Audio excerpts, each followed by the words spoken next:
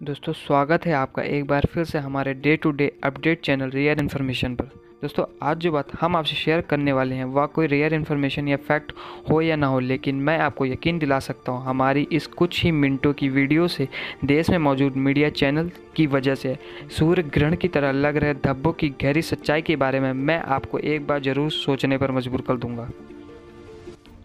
दोस्तों बात को ज़्यादा ना घुमाते हुए सीधे आपको लेके चलता हूँ रिपब्लिक टीवी के आज के ताज़ा शो की तरफ, जहाँ पर retired major general GD Bakhshi ने एक ऐसा बयान दे दिया जो शायद देश की मीडिया चैनल्स और उनके काम करने की क्षमता पर सवाल उठाता है। दोस्तों बात शुरू करने से पहले मैं चाहता हूँ आप जनरल साहब का देश के नागरिकों के सामने बोले गए उनके बेतुके बयान पर एक नज़र ज़रूर डाल लीजिए।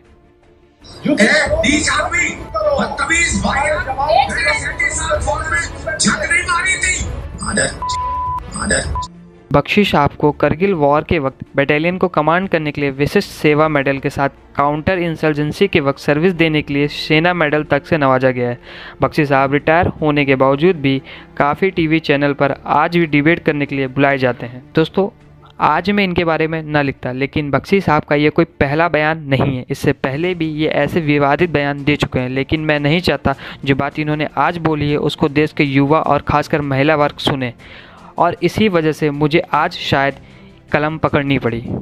अगर तब शायद बख्शी साहब को ऐसे बयानों के लिए रोका जाता तो आज हमें इनको ये बताने की ज़रूरत नहीं पड़ती कि किसी देश को गाली देना और किसी महिला के आंतरिक अंग को लेकर गाली देने में फ़र्क होता है।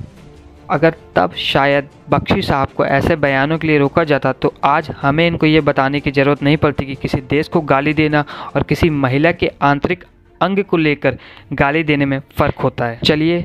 फिर आज देश की जनता इनको 5 सेकंड के लिए साइड करके खुद से कुछ बात कर लेती है। मैं भी बख्शी साहब की तरह बहुत कुछ बोलना चाहता हूँ, लेकिन घर के एसी वाले रूम में बैठकर बात करने में और देश की लाखों महिलाओं के सामने टीवी पर बात करने में काफ़ी फ़र्क होता है, जिसे मैं बहुत अच्छी तरह से जानता हूँ। और शायद इसी वजह से आज के इस वीडियो में मैं कोई यूट्यूबर नहीं बल्कि देश का एक आम नागरिक होने के नाते अपने आप से, अपने समाज से कुछ क्वेश्चन करना चाहता हूँ। अगर आपको उसका जवाब पता है तो मुझे मेरे कमेंट पर लिखकर ज़रूर हिम्मत दें।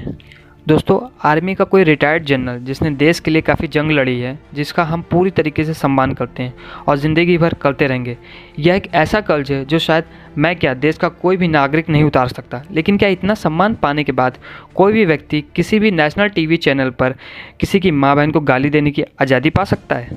कहाँ गई आज तक की अंजना ओम कश्यप जो अपने टीवी चैनल पर महिलाओं की सुरक्षा की बातें चिल्ला चिल्ला के करती है? क्या अब वुमेन वेलफेयर एसोसिएशन की आंखें बंद हो जाएंगी या फिर इनको नोटिस भेजने के लिए उनके A4 साइज़ के पेपर वाइट से ब्लैक हो जाएंगे? अगर यही बात किसी चैनल पर अपोजिशन के नेता ने की होती तो क्या जर्नलिस्ट और सरकार ऐसे ही इसको नज़रअंदाज कर देते?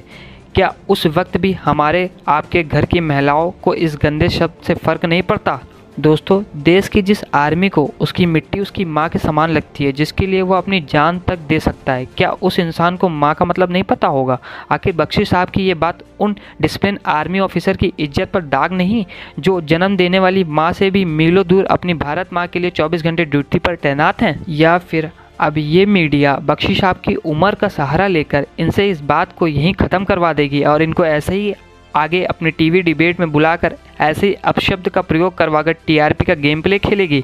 या फिर हम भी बाकी के कुछ देश की बड़ी पर्सनैलिटीज़ की तरह भारत के चौथे स्तंभ मतलब देश की मीडिया को 2 हिस्सों में बांट दें? एक वो जो हर वक्त गवर्नमेंट के पक्ष में बोलता है, जिसको डिबेट शो में अपोजिशन का बैठा हुआ इंसान पहले से एक गलत लगता है, जिसकी बात ना सुनकर उसको डांट कर चुप करा दिया जाता है चाहे वह सही क्यों ना कह रहा हो?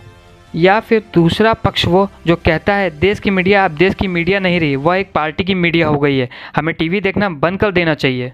दोस्तों मुझे नहीं पता इन दोनों में से कौन सच कह रहा है और कौन झूठ, लेकिन मैं आज आपसे बस इतना पूछना चाहता हूँ कि ये जो मीडिया चैनल और उनके नामी जर्नलिस्ट देश की जनता को बेवकूफ़ समझते हुए लाइव नौटंकियाँ करते हैं, क्या हम इतने ना समझें जो डिबेट पर चल रहे इनके हर एक पॉइंट की सच्चाई के बारे में नहीं जानते हैं? या फिर घर में बैठी 121 करोड़ से भी ज़्यादा की जनता ने कभी स्कूल, कॉलेज या यूनिवर्सिटी का रास्ता तक नहीं देखा? क्या हमारे सामने टीवी पर बैठे ये जर्नलिस्ट ही ऑक्सफोर्ड और कैम्ब्रिज के पढ़े हुए एजुकेटेड पर्सन हैं? दोस्तों मुझे पता है इसका जवाब शायद नहीं ही होगा और कमेंट में भी आप यही कहेंगे, लेकिन आपको क्या लगता है इसमें गलती किसकी है, मीडिया की जिनको ऐसे लोगों को रोकना चाहिए या फिर हमारी? अगर हम इतने ही समझदार हैं तो शायद हमें इतना पता होना चाहिए कि जब